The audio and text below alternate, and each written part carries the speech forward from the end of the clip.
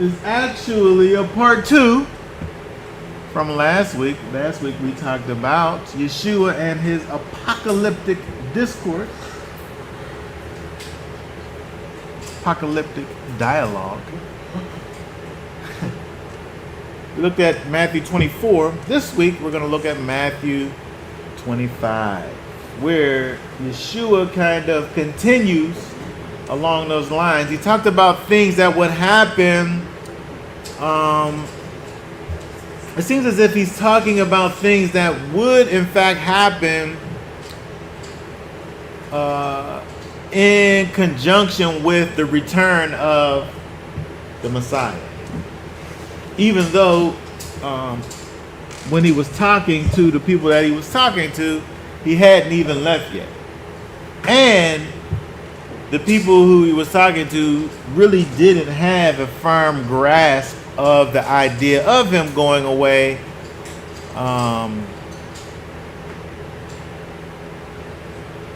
It's interesting when you look at a lot of the things that he was saying, because the disciples themselves really experienced a lot of those things that he spoke about, which also can be associated with kind of the end times as we know it. But for them, really, they had end times experiences because they literally died. They literally, their lives were going to literally come to an end. But I think there's also kind of a dual understanding that goes on with a lot of what we saw in the 24th chapter, as where it not only describes what was the literal end for the disciples that walked, that it also describes or gives a picture of what those that are alive might expect when Messiah himself returns and is the end of all things. All right, so let's go to Matthew 25 and let's read, let's go down to, let's see, I want to read this whole first part here.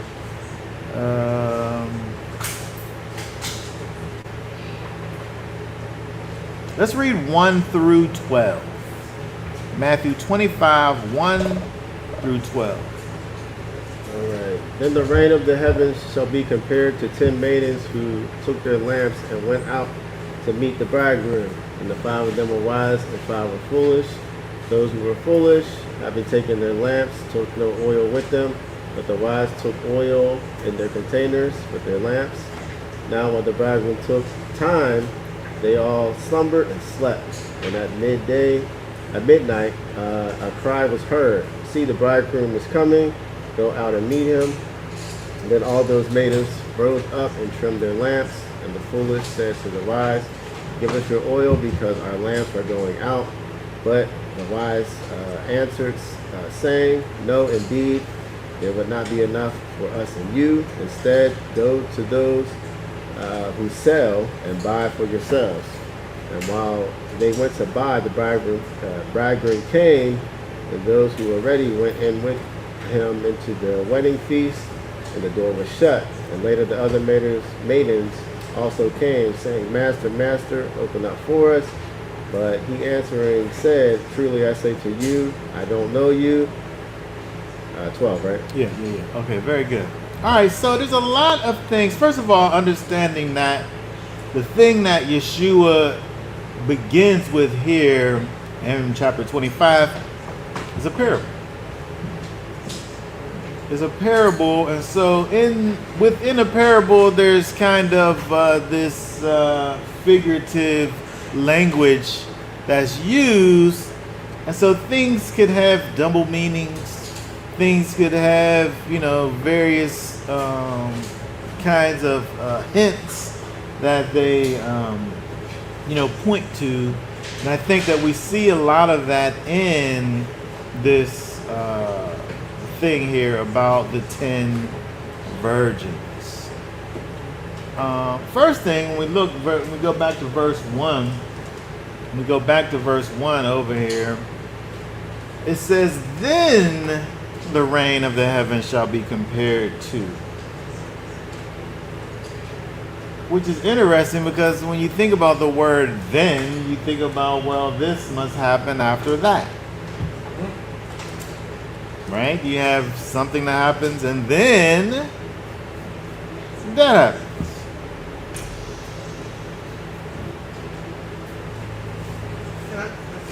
I'm good.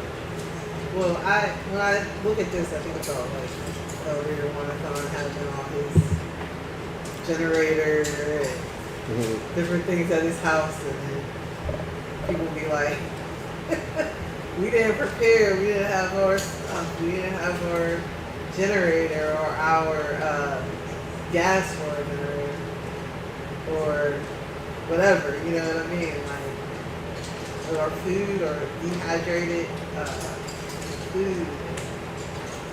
When people literally, we getting like kind of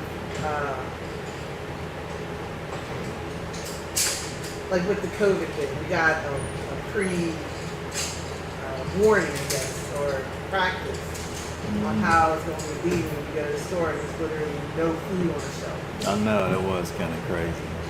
You know, there's nothing in the stores at all.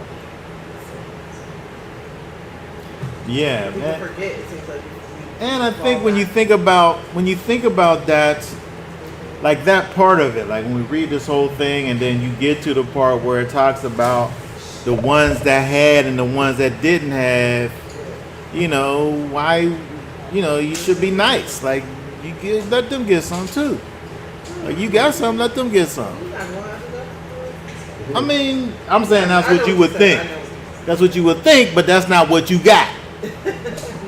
Right? I think it's interesting that when you see that comparison between, you know, because you have the whole thing is talking about the 10 virgins as if they're kind of some type of conglomerate. Like they're a group, these 10 virgins. And so when you have this 10 and then one half is speaking to the other half, and then the one half is refused by the other half, I think that's an interesting dynamic because it wasn't as if there was these other ones, these other entities, people that came and they were asking for something and were refused. That's not the picture here. The picture is that there's a group, that's a group of 10. And then within that group, one group prepared and the other group didn't, and then the ones who didn't, who's still part of the same group, are asking of the group and are denied. When you think about kind of how it was at that time for us, however 4 years ago or whatever that was, it kind of, it's kind of the same, but it's kind of not the same. It's this, the thing that's the same is you have this idea of something's coming, something's imminent. Let's prepare for the thing that's coming.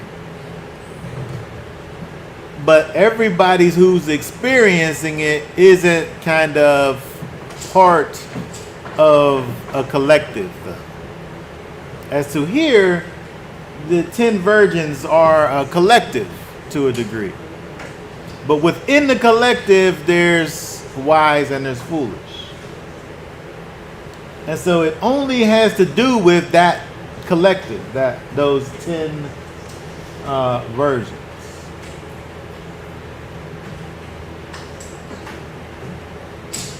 And so when we look at this verse over here, verse 1, then the reign of the heaven shall be compared to ... So the state of the kingdom of heaven at the coming of Messiah is going to be like.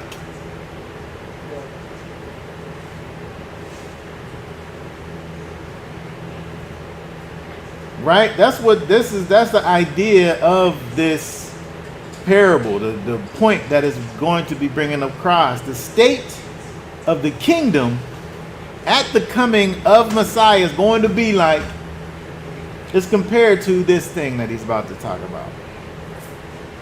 These 10 maidens. So let's look at that word there, maiden, virgin. Pull that up there, verse 1.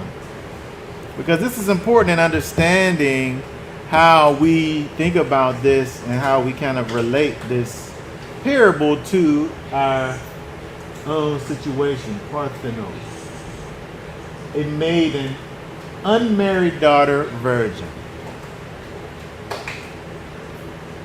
Okay, so you have this unmarried daughter, this virgin, and part of the story is, the things inside of the story. You have this unmarried virgin.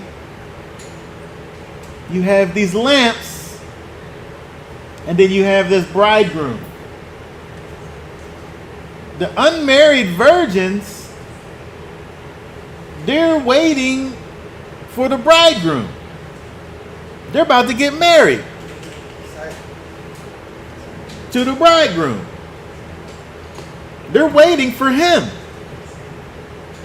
They're all 10 of them are anticipating his return. And all of the things that are incorporated in what these maidens, whatever it is that however they will be preparing themselves for him specifically, is kind of what it is that these people are talking about, right? And so you have these maidens with their lamps.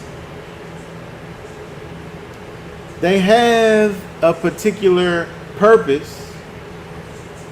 They have a calling and a duty. They're the unmarried virgins waiting for the husband to come and marry them. So they're not just some random people like how we have the other parables that talk about the wedding feast. Like the people, this ain't about people going to somebody else's thing.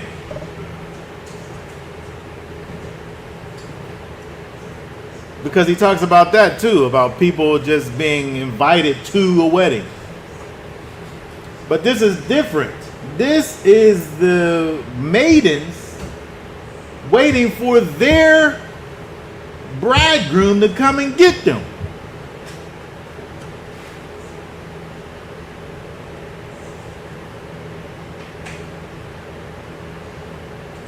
Which is interesting because there's a connection between them and the one that's coming, the one that they're waiting for, this bridegroom.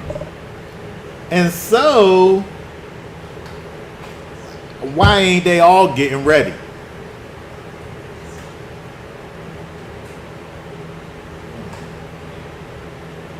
Because it's not just some random guy that's coming that, like again, the other story that talks about you. Well, it's one thing to just go to somebody's wedding, but when you go into your own wedding, that's a whole other situation, right?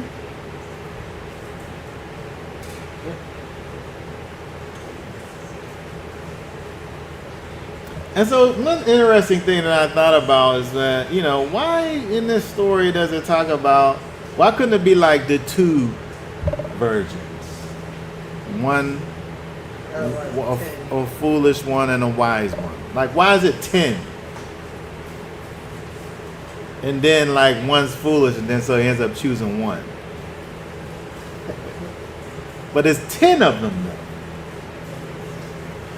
But it's interesting that so the number 10 is something that was kind of had great significance with the people at the time. Like you couldn't have a congregation if there wasn't 10 people. Yes, exactly.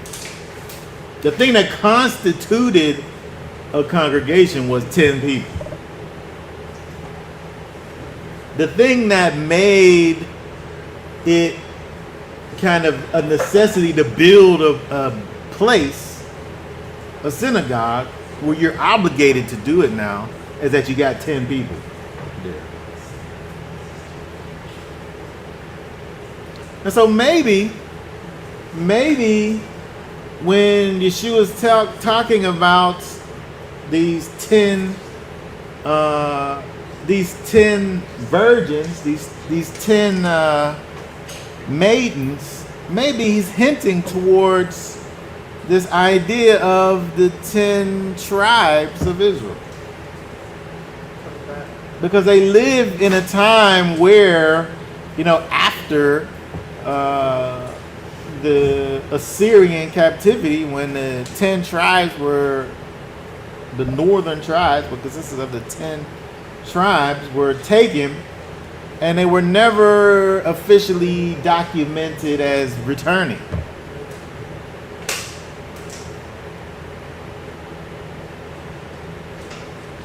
And so when we look at things like, say, Jeremiah chapter 31, let's go over Jeremiah chapter 31 for a little while.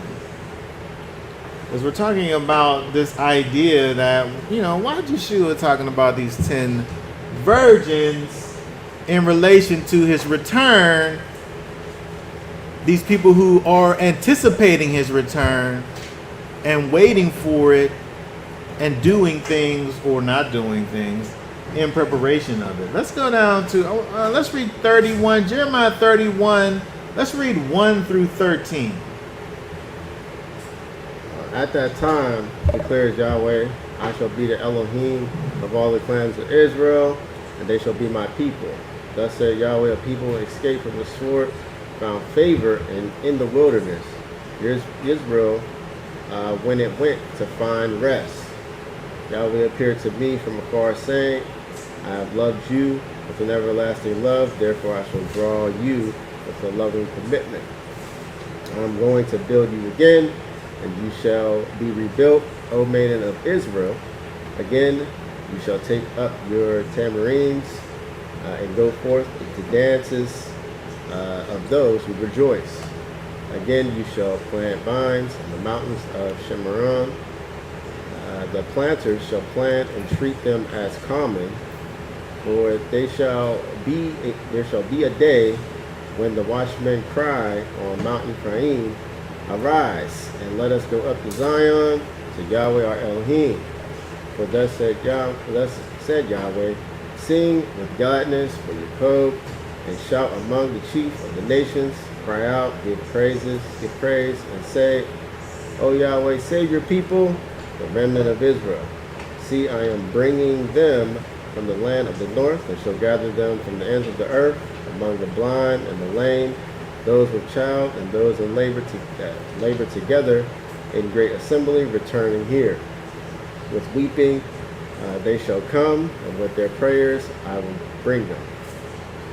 I shall make them walk by rivers of water in the straight way in which they do not stumble, for I shall be a father to Israel and Ephraim. He is my firstborn. Hear the word of Yahweh, O nations, and declare it in the isles afar off, and say, He who scattered Israel gathers him, and shall guard him as a shepherd his flock. For Yahweh shall ransom Jacob, and redeem him from the hand of one stronger than he.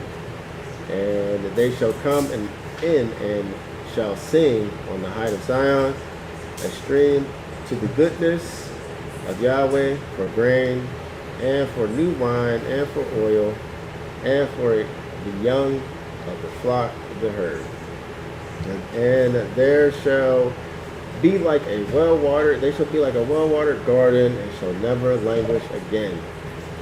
Then shall a maiden rejoice in a dance, young men and old together, and I shall turn their mourning into joy, shall comfort them, and they shall make them rejoice from their sorrow.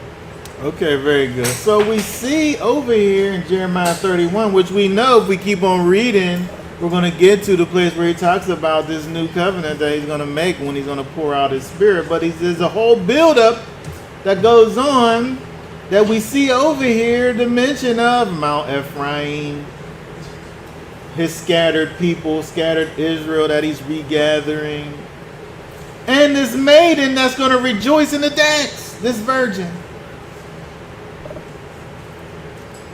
because she's waiting for this thing she is anticipating, right? And so we see kind of this picture that is drawn by the prophet through the unctioning of the Spirit in him, that's talking about this time when these maidens will be rejoicing. Why are they rejoicing? Because of this time that's going to take place, that they're anticipating, and that they will be preparing themselves for.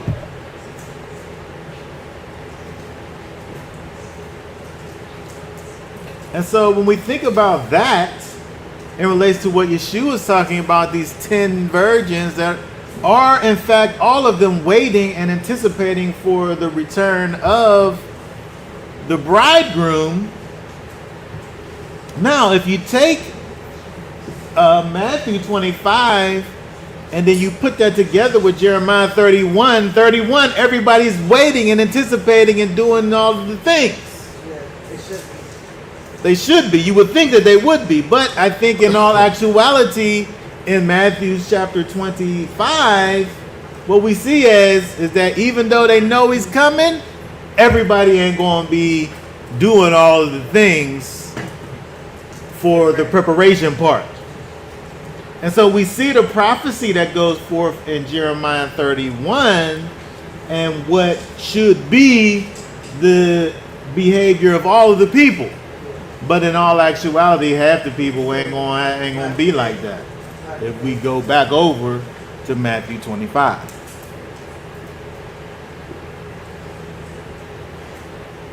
And so I think the thing that Messiah brings out in Matthew chapter 25 is that he has a bride that's waiting for him, that's anticipating his return, that knows that he's coming back,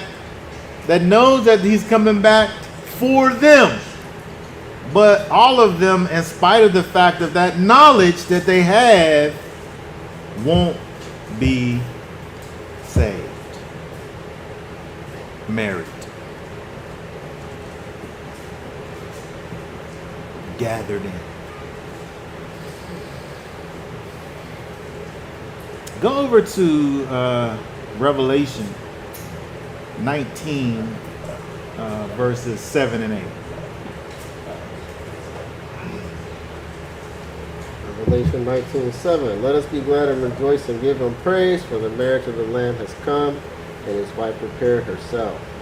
And to her it was given to be dressed in fine linen, clean and bright, for the fine linen is the righteousness of the set apart one. He said his wife prepared herself. The King James said made herself ready. Like she knew that she was going to get married. So she got her a dress, and she got some new earrings, and she got some special lip gloss to make her lips extra juicy. She made herself ready for the bridegroom coming. She knew something was happening. She knew that he was coming. She didn't know when he was coming. She knew that, but he was coming though. And so whenever he came, she had to be ready. And so because you have this situation where she didn't know when, she had to stay ready. Like they say, if you stay ready, you don't got to get ready.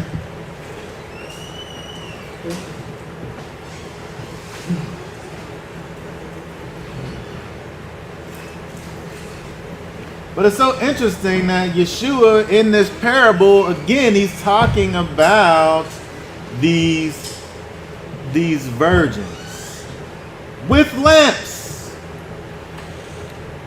The very nature of a lamp causes you to understand that it don't mean anything. It's simply a piece of equipment if you don't have any fuel. You got a paperweight is what you got. If there's no fuel, a lamp without fuel is a paperweight. You're not able to perform the intended duties of a lamp without the fuel. And so why would they not have the oil for the lamps? Well, we know why, because they were foolish. All right, what is that word there? Were foolish. Go back to Matthew 25. Like it's a foolish move. Like I got a flashlight, but I got no batteries. What do I even got with the what am I doing? That's the same. You have a generator, but you don't have any gas. I got a generator, I ain't got no gas. I got an electric drill, but I got no extension cord to plug it into. It said that that word for foolish, dull, or stupid. No, that's not politically correct. What, stupid? Yeah. Oh, there ain't no such thing as politically correct at this time. It wasn't invented yet. Morally blockhead. I thought that was from Charlie Brown. That's like a real thing, a blockhead.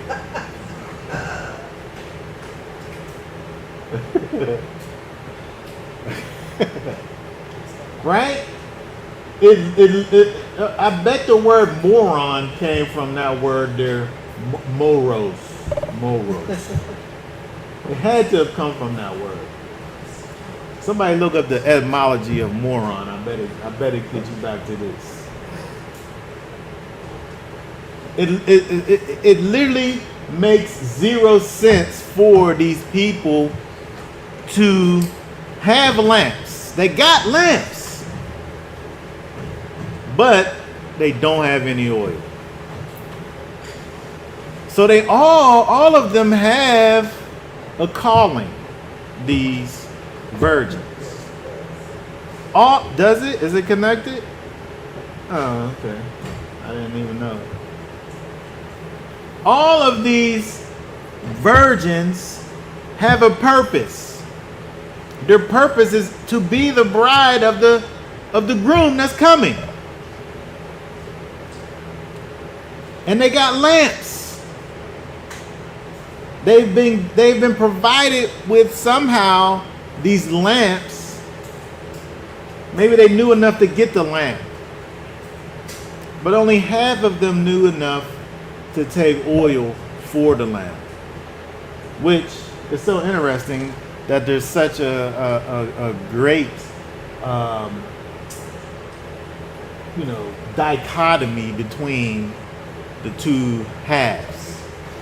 One are wise and the other one are foolish. Well, I guess they're opposites, right? Because the wise, go to the wise word over there. Phronimos. Thoughtful, sagacious, it says. Sagacious. These people was like some sages over here. Denotes practical skill. That's wisdom.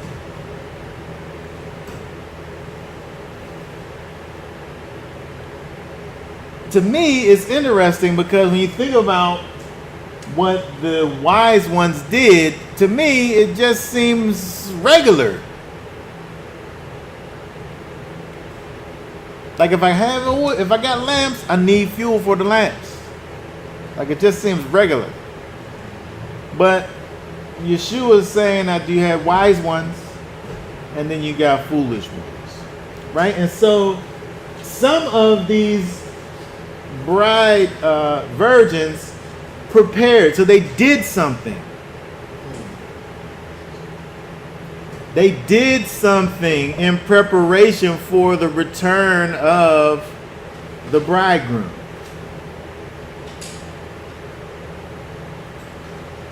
There was something more that was necessary for them to do, more than just to know that the bridegroom was and that he was coming.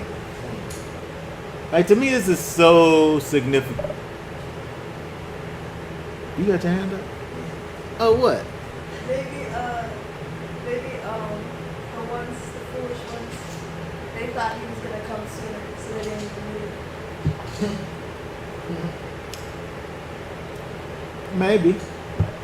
Maybe they thought he was gonna hurry up. But I guess the only problem with that is that they're put in a foolish category. So to assume to have known when he was going to come caused them to be put into that foolish category. I'm going to read verse 5. Matthew 25:5. Now while the bridegroom took time, they all slumbered and slept. Mm-hmm. So they wasn't expecting them. None of them was. So I guess then we have to take verse 5 into account, where none of them were like actively anticipating like for it to be right now, because they all of them, it says they all slumbered and slept, right? So none of them really thought. So probably the thing that they anticipated was him taking a long time. And I think we can, when we look further down at the next parable that he talks about, it kind of proves that out, that he ain't coming back soon. Basically. And so it's almost important for you to prepare for the long haul, because it ain't gonna be a quick turnaround. Because when you think about the idea, the idea is, when Yeshua as the bridegroom, the young man, who is a young man,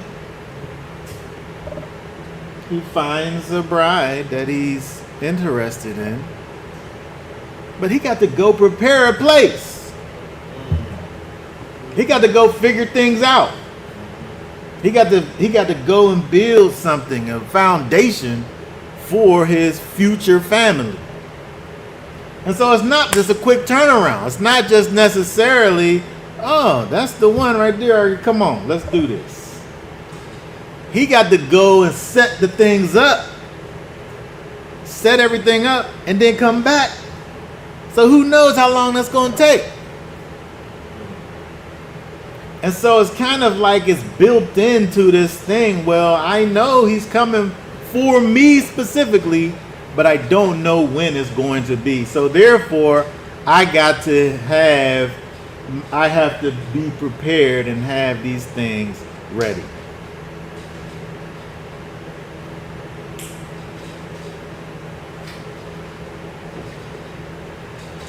And so when we think about this, again, this is a parable. People waiting for the Messiah to return, the simple knowledge of him isn't enough. You just knowing that he isn't enough. You just having an understanding that, and the faith and belief that Yeshua is the Messiah. And he did what he did for me. The virgins knew that the bridegroom was coming back for them. But the only thing that they trusted in was that knowledge that they had, which wasn't enough. They had to do more than just know that the bridegroom was coming back. They had to go and get some oil, which they didn't. You know, I think about this idea of grace. I think of this idea of, and I'm saying grace in a way that is not how we think about grace, but how kind of it's kind of explained from a mainstream thought process. I literally heard this modern day theologian sit up here and talk about this idea of people who keep the commandments are prying blessings out of the hands of the Most High, causing the Most High, forcing his hand to bless you because of you doing this or that thing. I was so offended. I was so offended by that. I was so offended by that. I was offended by that. I am offended by it. And I'm not easily offended, by the way. But I was offended by that. It was the most ridiculous thing I've ever heard of. But you only want to say that in regards to things that you think are done away with. You don't want to say that about killing people. You don't want to say that I want to pry blessings from the hands of the Most High if I refuse to kill people or steal things. That's the way he was describing it. These people out here trying to keep the law are prying the blessings out of the hands of the Almighty. That's the words that he used.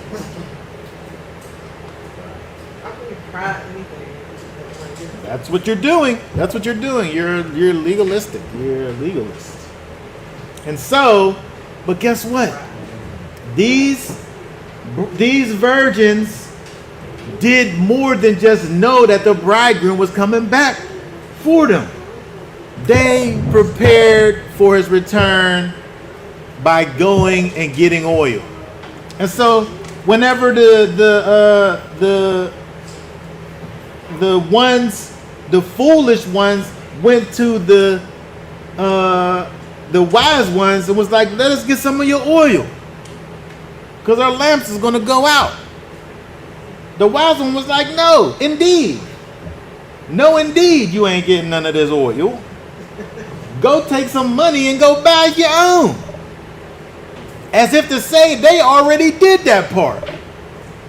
They already, however it was that they get money, they got it. And then they went and got oil for the lamps. And so there was things that they did in order to go and fill the oil in anticipation for the return of the bridegroom. They made themselves ready. In verse 10, it literally says, and the bridegroom came, and those who were ready went to the wedding feast. And the door was shut. Those that did the things that was necessary for them to be ready for the bridegroom when he returned, those are the ones that got it. And so to me, again, when I think about this parable here and the way that Yeshua is describing it, again, there's a people that are waiting in anticipation of his return, but unless those said people do more than just know that he's coming back, you can't make it in. That's what I get from this parable. They couldn't just know that he is. The demons know that he is and tremble. But you got to know that he is and then do the things that's necessary to put you in a particular A good class. category. Making yourself ready.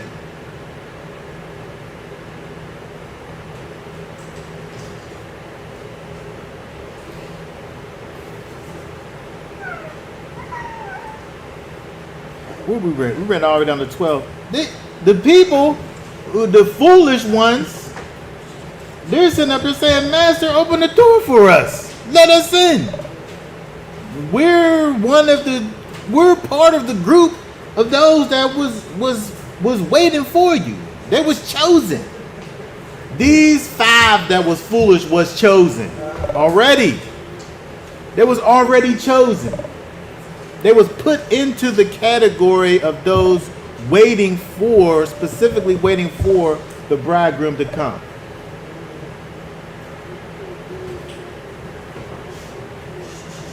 But he said, I do not know you. It's interesting that he didn't say, like he said to the other group earlier in I think it's Matthew chapter 7, I never knew you. Which is interesting. Look at verse 12 right there. Verily I say to you, I know you not. What's that word there? No.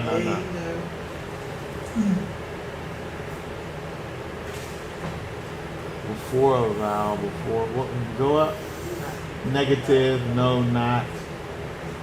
Neither, never. Okay, let's see what word that is. Here, move that out the way. 3756. Go to Matthew. I think it's chapter. Is it Matthew chapter 7? Go over to.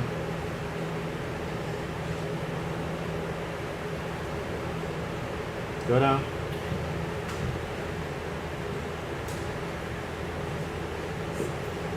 I don't know if it's 7. Keep on going down.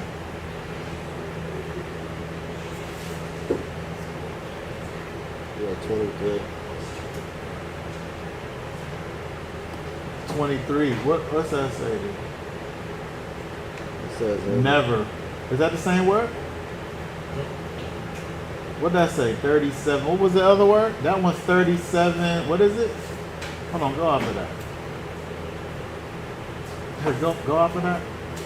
That's 3763. Go to the other one again. Back where we was at. 3763.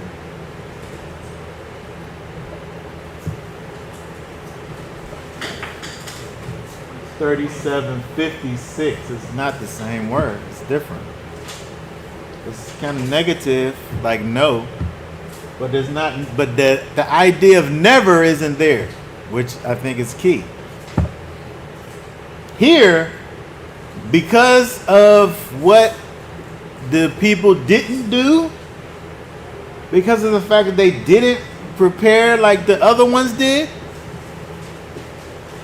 he said, at this moment, I don't know you. Not that he never knew you, because he obviously did know them. He chose them. They was part of the 10. They were part of a special set apart group that was waiting. And they had all of the tools that the other ones had. They had the money to go buy more oil, but they didn't have enough time. But they had the money to do it. And so they was part of the group, but they, at the point where he comes back, which is interesting that when you look, you have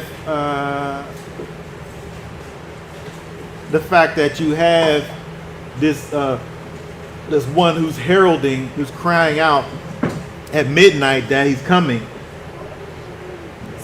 That kind of proves out that they didn't know the time. There was this other entity that cries out and says that he's coming to let them know that he was coming. But when we get down to 12, the relationship, the status, it, has becomes severed. I don't know you.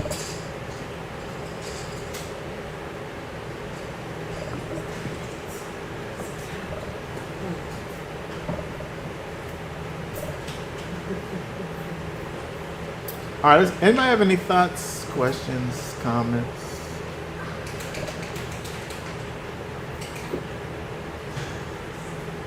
All right, let's keep on going. Let's read from 13.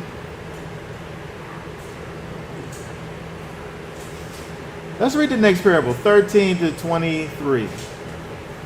Watch therefore, because you do not know the day nor the hour on which the Son of Adam is coming.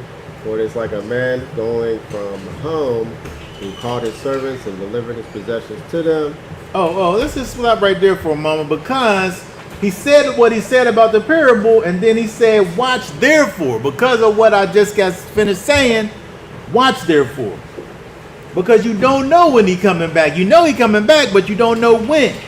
So you have to behave in such a way that you're going to remain ready, because you don't know when he's coming back, so you got to stay ready.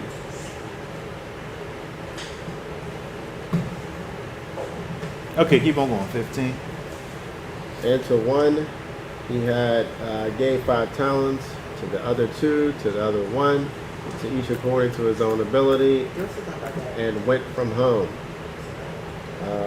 And he who had received the 5 talents went and worked with them, and made another 5 talents. In the same way, he with the 2 also, he gave 2 more. But he who had received 1 went away and dug it in the ground and hid the silver of his master. After a long time, the master of those servants came and settled accounts with them. And he who had received 5 talents came and got 5 other talents, saying, Master, you delivered to me 5 talents. See, I have gained 5 more talents beside them. And his master said to him, Well done, good and trustworthy servant. You were trustworthy over little, I shall set you over much. Enter into the joy of your master. Then he who had received 2 talents came and said, Master, you delivered to me 2 talents. See, I have gained 2 more talents beside them. His master said to him, Well done, good and trustworthy servant. You were trustworthy over a little, I shall set you over much. Enter into the joy of your master. Here, let's just talk about these ones real quick. There's more to be said in this parable, but I want to talk about some of the good part first, because that's what you should do, right? Talk about the good ones first. It's interesting. This parable is giving you the same idea of the last one. You don't know when, you know he's coming back. These are servants of the master. So there's a connection between the master and the servants already. There's a determined relationship that exists between the returner and the one who is to receive the returner. Right? And there's something that the master gives to. I feel like the bridegroom gave the. I'm making this up. This is my own thoughts. I feel like the master gave the virgins the lamps with no oil in it. I feel like he did that. And he really could have gave them money to fill the. He could have gave them money to, because you think about Isaiah. Is it Isaiah 61 where it talks about where it talks about the they was able to buy milk or whatever with no money. I feel like the argument could be made that the bridegroom gave the virgins the money. He didn't, and the lamps. He didn't buy the oil, but he gave them the money and the lamps. It don't say that, but it could say that. And I'm saying that because over here he gives them. Huh? So it's at 55. Oh, 55. 55, like 1 through 10. I mean, because then that would mean, like, you would be buying your salvation, essentially. You know what I mean? If it was just dependent upon you to produce all of the components. Yeah.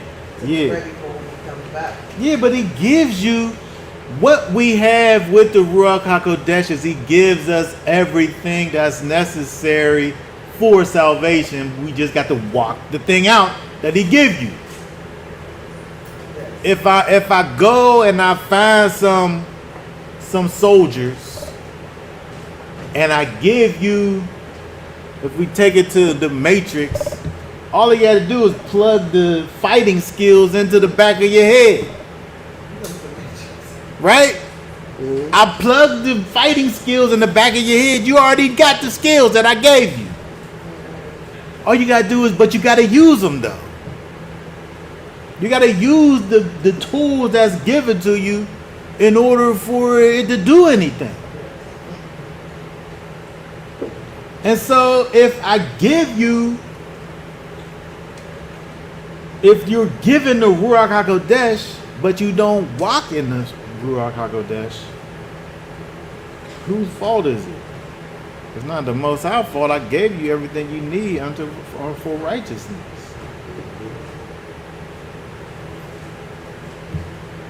And so over here, in this parable, he gives the servant these 5 talents. And by the way, they all know that he's a shrewd master. Like they know that the master don't play, which is part of the thing. They know that the master don't play. They know that he reaps what he did not sow, which is an interesting thing to know about somebody. I know that you reap and you don't sow. That means you ain't out here working, people working for you. And you reap the benefits. That's right. And so knowing that, they said, you gonna give me 5 talents? I'm gonna flip these talents. The 5 talent guy, he doubles. He gets 100-fold. Same with the 2 talent guy. And it said that they both entered into the joy of the master. They experienced like a state of being. Like it's not joy and ain't being happy. Like you could be happy just by watching something on YouTube or something, Netflix. You know, a comedy show can make you happy. Oh, that's so funny. You know, you're happy. It's just, it comes and it goes. But joy is a state of being. It said they entered into the joy of the master. That didn't have nothing to do with like laughing and chuckling up something. Like they entered into a new state of being as a result of what they did with what the master gave them. And it was a test too. It was a test. I feel like this is the same parable, but it's different. I feel like if he's saying this, what he's saying right here, kind of, you didn't really understand what I was saying with the brag, with the wise and the foolish. Let me tell you this other thing that's really giving you the same idea, but in a different way. This was a test for them. Why wasn't the other one a test? It probably was. It don't say it, but I feel like it do kind of say that. The other one was a test too. I'm going to give you these things. Let's see what you do with it. Even if we take what the text gives us, they were given the knowledge that the bridegroom is coming back for them. That's enough of a test right there just to say, when he come back, I don't know when he coming back, but whatever I got to do, I'm going to do it. I'm adding my own thing to it and saying that I think he gave them the money and the lamps. But when I get over here, he gave them something to start with. The 5 talents, the 5 measurements of silver. Like a talent, that's a measurement, a weight measurement for silver. And then they flipped it. Both of them did, 100-fold. And it was blessed. So you think about the fact that the master gives them this this thing that's something that you're able to like use and multiply. This gift, say. It wasn't theirs, but it was theirs to use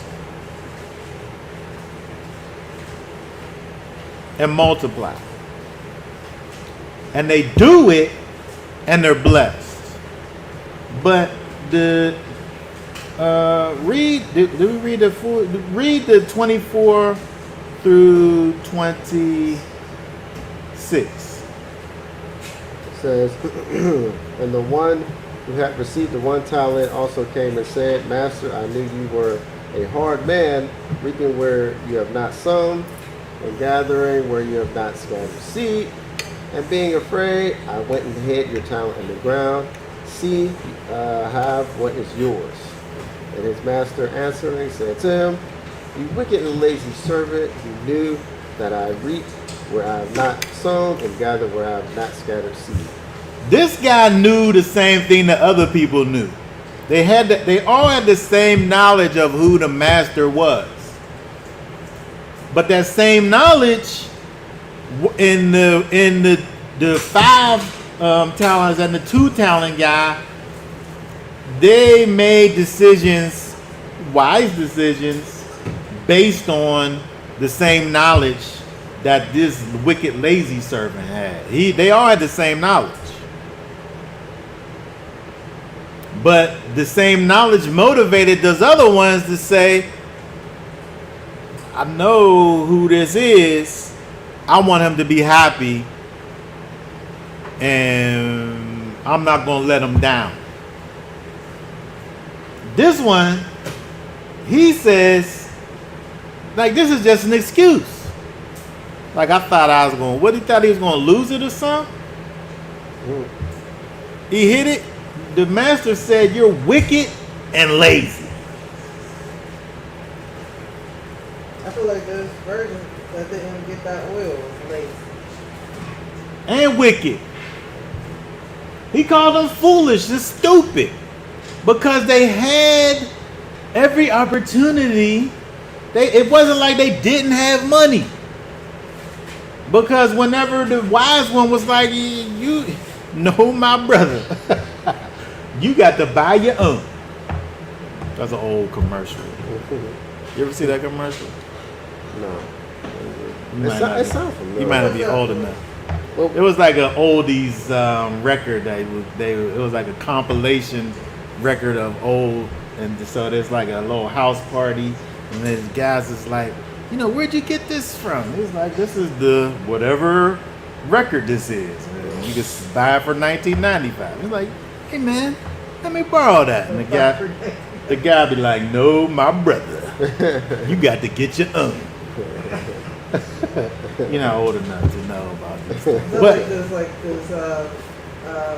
The programs where it just would be a commercial. You would buy something online. No, it wasn't even a subscription. You just bought this one thing for $19.95 online, and they would send it to you. And it was a compilation record. Now you don't have to do anything like that. It's a different time. But hold on, you ain't mixing, you ain't adding online and records together. I shouldn't have said online. It was online. It was a commercial. It was a commercial that played on the television, on mostly black television. You would see it probably on BET or whatever. Oh, Elder Christian, he remembers it. No, my brother, you got to get your own. And it turned into pop culture, somebody. A 1985 commercial. Yeah, it's. That's the year I was born. Okay. No, 1987. I'm sorry. Yeah. That's why I don't remember either. No, because like, you was just a little jit at the time. You started watching TV. Yeah, that's what we did. But the point is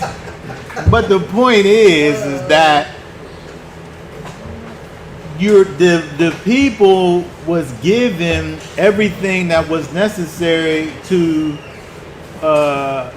succeed, but they didn't use the things that they was given the same. Yes, that's right. And what they did with the knowledge that they had, some of them was called wise and some of them was called foolish. right? Some of them was blessed, and he said that you was a good and trustworthy servant, and the other one, he said you was wicked and lazy. But they all had the same knowledge. But what do you do with the knowledge? I know that Yeshua came and lived and died and rose from the dead and sent back his Ruach HaKodesh for me. I know that he's able to take away all of my sins. I know that he's able to cause me to be filled with the Ruach HaKodesh. But just because I have that knowledge doesn't mean anything unless I do something with the knowledge.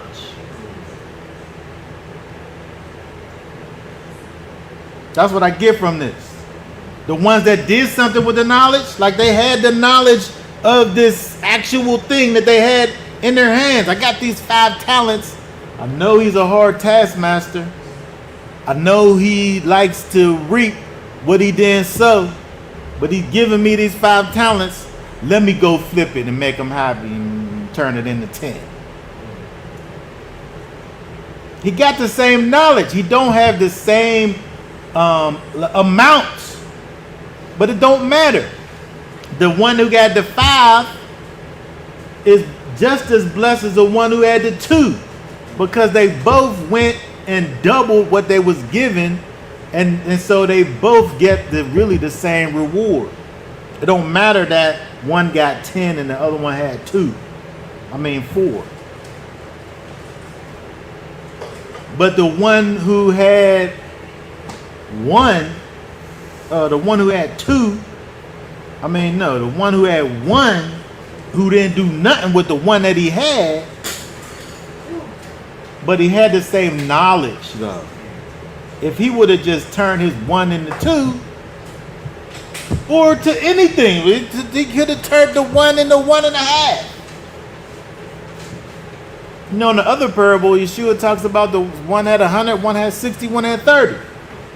He don't need for you to have all of the same results, but he needs you to do something with the knowledge that he gives you.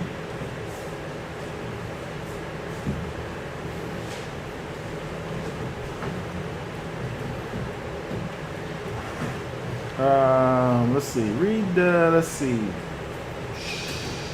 27 through 30. Then you should put my silver with the bankers, and after I come in, I have received back with my own with interest, on my own with interest. My bad. Therefore, take away the talent from him and give it to him who possesses 10 talents. For everyone who possesses more shall be given, and he shall have overflowingly. But from him who does not possess, even what he possesses shall be taken away. And throw the worthless servant out into the outer darkness. There shall be weeping and gnashing of teeth. This is so interesting because how do we think about this in regards to, if we go all the way back to the beginning, he's talking about the reign of the heaven. The kingdom of Elohim is compared to this. And so how do we make this make sense when he's talking about people and us waiting for his return? And the fact that he gives us things that he expects for us to do things with and multiply. And when we don't do nothing with that which he give us, he calls those people lazy and wicked.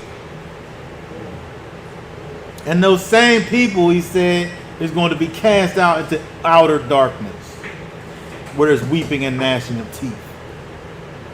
Because he gave you something and you didn't do anything with it.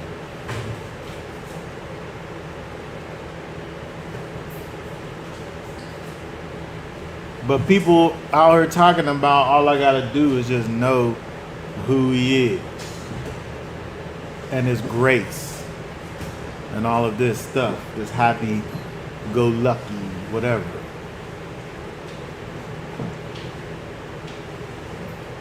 Like in both of these examples, there was something for these people to go out here and do. And he wasn't expecting for you. It just so happened that these people was really good at multiplying what was given to them. But the people who didn't do nothing, that's the point that he's bringing up here. The foolish virgins, they didn't do nothing. Or they decided to do something when it was too late. And the one talent person, he didn't do nothing.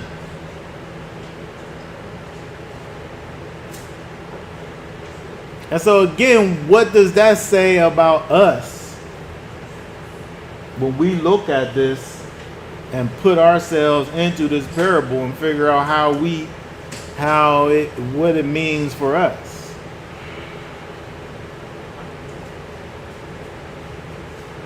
There's something for us to be doing out here.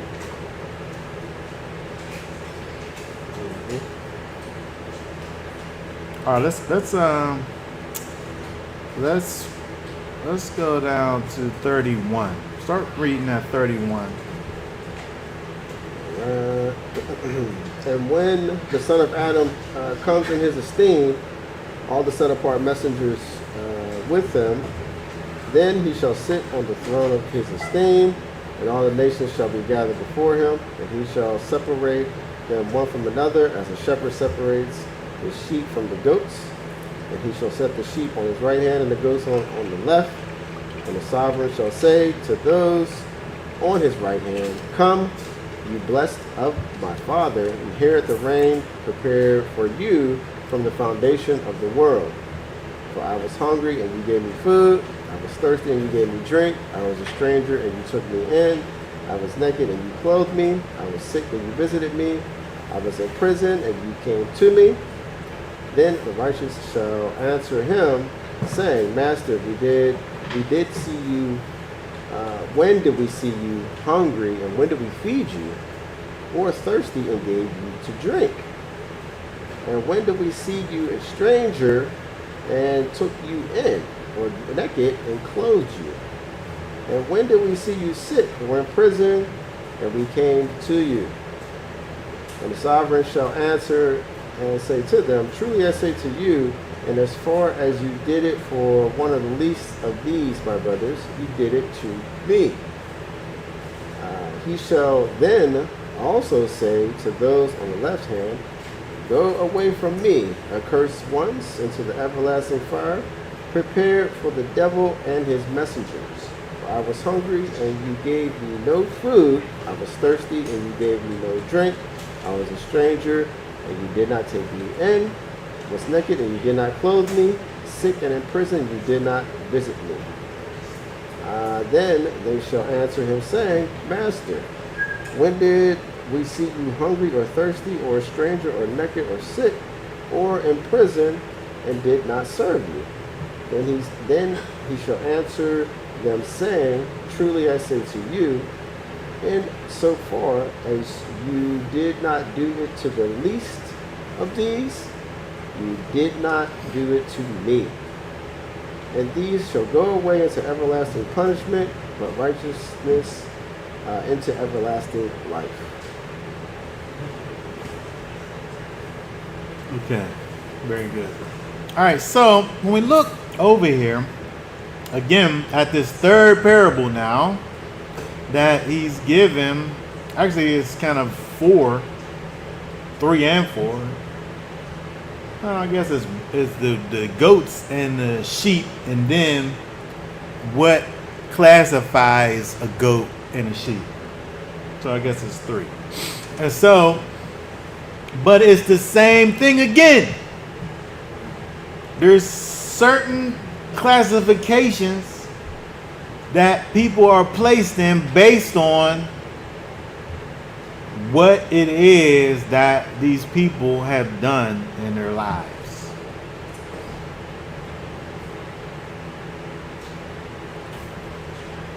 He calls these people righteous because they lived a righteous life. He calls these people his sheep because they manifested his character in their life, in the world. They saw strangers and they took care of them. They saw naked people and they clothed them. Sick people, they gave them some chicken noodle soup.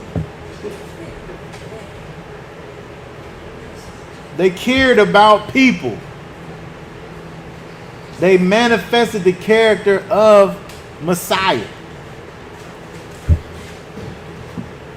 They used the talents that the Holy Spirit gives in life.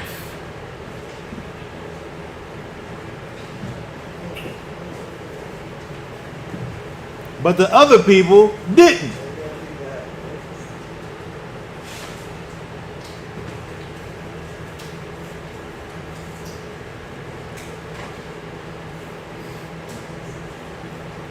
Now, I heard people talk about this thing before because it talks about sheeps and goats. Like, sheeps, it's not like it's saying sheeps and pigs. You can take a goat for a Passover. So it's kind of the same type of a situation when it talks about the 10 virgins or the master servant situation. There's a relationship that existed. But because of the way in which the people used that which they was given determines how they end up. Like I don't know how you get anything else other than that from what it is that he's saying over here. Because these people behaved in a particular way, they was blessed. And then they was put over on the right hand side because of the way that they behaved. And these other people, because they behaved in another way, they was placed on the left hand side. And there's a direct correlation between where they ended up and their actions and what they did.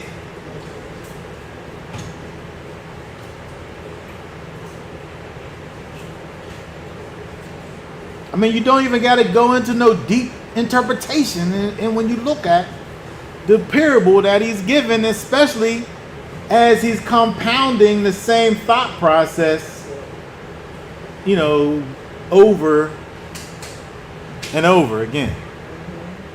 Another interesting part is when we look at verse 41, this place that they get cast into wasn't a place that was made for them. Nope, that's true. They're getting cast into a place that wasn't even made for them. It was made for the devil and his messengers. But because you acted like the devil and his messengers, that's where you go.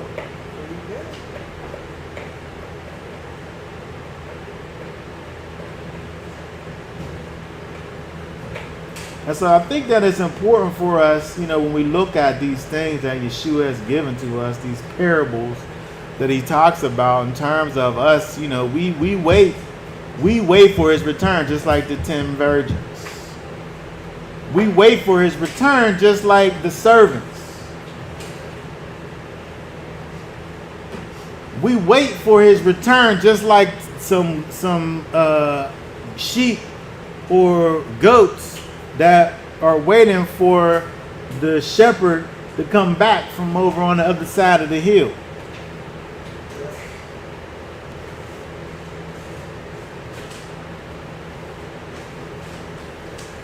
But we have to, in our life, understand that there's something for us to be doing out here. Not just knowing what Yeshua did and believing that he did it, but living our life in a way that exemplifies that knowledge that we have. Like that knowledge causes us to live in a particular way because he did so much for us. Like especially when you look at this last example, he did so much for us. When you see those that need, help them. Especially those that are especially those that are like these people over here. It's so interesting when you look at the virgins or the servants or even these goats. Huh? I'm talking about the whole thing, all of it. When you look at all of these things together, the virgins are in this group to where they should have known better. And so inside of the group, the one half didn't help the other half. Because they should have known inside of the group. And they don't talk about no interactions between the servants, but I think it's kind of implied that they all had the same knowledge of the master, and they just had different responses to, in light of that knowledge that they had. But the last example that it gives, where it has these ones who were, you assume that they have something for the hungry, that they have something for the thirsty, that they all have something for the stranger and the naked and the imprisoned, but they don't give it to them.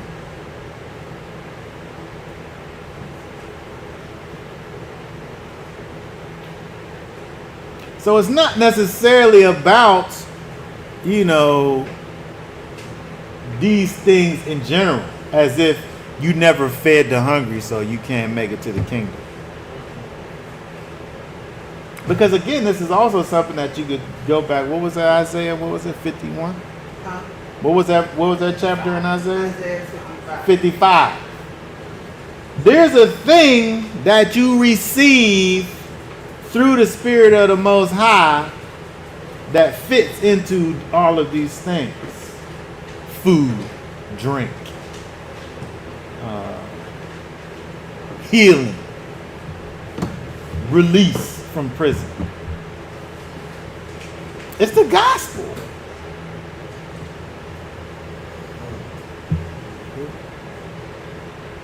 It's the gospel.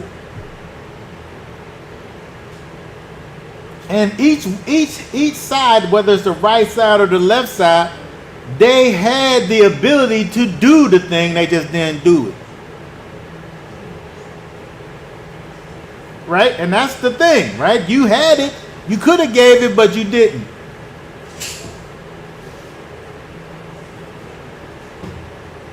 You received something, but you didn't give it. Therefore, you go into this place that wasn't even prepared for you. I think this is the weightiest one of them all. Because when you think about this idea of, you receiving this thing from the master, which is the gospel, but only keeping it for yourself, is wicked and lazy and foolish.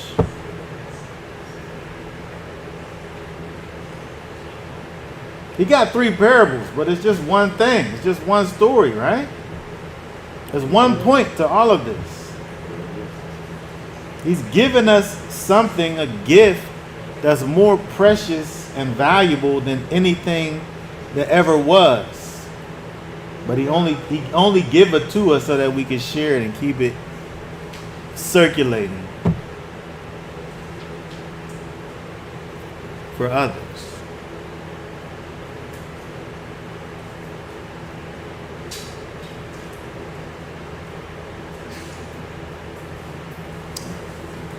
All right, does anybody have any thoughts, questions, comments on any of these things?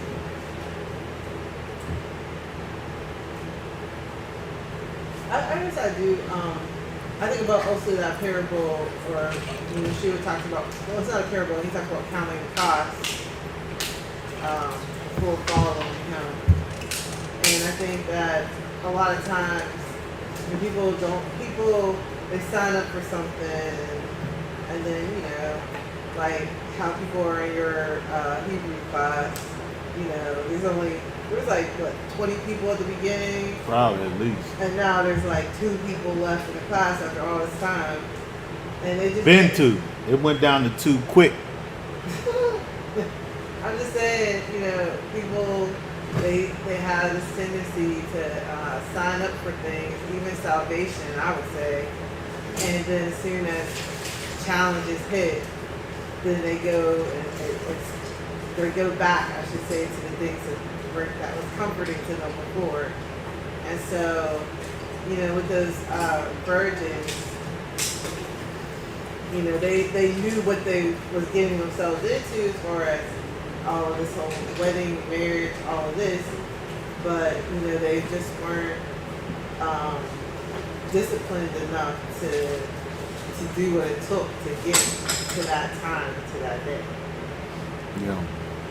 And you know, everybody took a nap, but you know, when you got to cram for a test, and you didn't study, then you can't take a nap. You gotta, you know what I mean? Like there's privileges that come with preparation. The ones that was able to sleep, they had that privilege because they was prepared. The ones that didn't get all that together, they didn't have that privilege of being able to. They had to work on prep day. Yeah. But it was too late. It's too late. It was too late. So you can't wait. Yeah, You can't wait because you don't know when he's going to return. You can't wait. You can't say, I got till tomorrow to do it. I'll just get it tomorrow, man. I ain't doing that right now. I'm sleepy them up. You can't wait. You got to do it now because he don't say when it's going to be. That was what, you know, the thing that was so interesting about the virgins. It was a third party that comes in that does the pronouncement of his coming. They have no idea. And then some other person comes in and says he's coming right now. Oh my goodness, he's coming. They didn't even know. You can't know. You can't know. But you could be ready. That's what you could be, is ready. Yeah. You can't know when you don't. It's just like you don't know when it's gonna rain. But you better have an umbrella though, or you gonna get wet. 100%. You can't go into a rain. Not these days. All right. Okay, very good. All right. Does anybody have any thoughts, questions? All right. That being said, I guess we'll be done for now. Y'all willing? We'll be back on next Shabbat to talk more about not only the Torah portion, but also the words of the Master. All right. But for now, we'll say Shabbat Shalom. Shabbat shalom. Shabbat Shalom.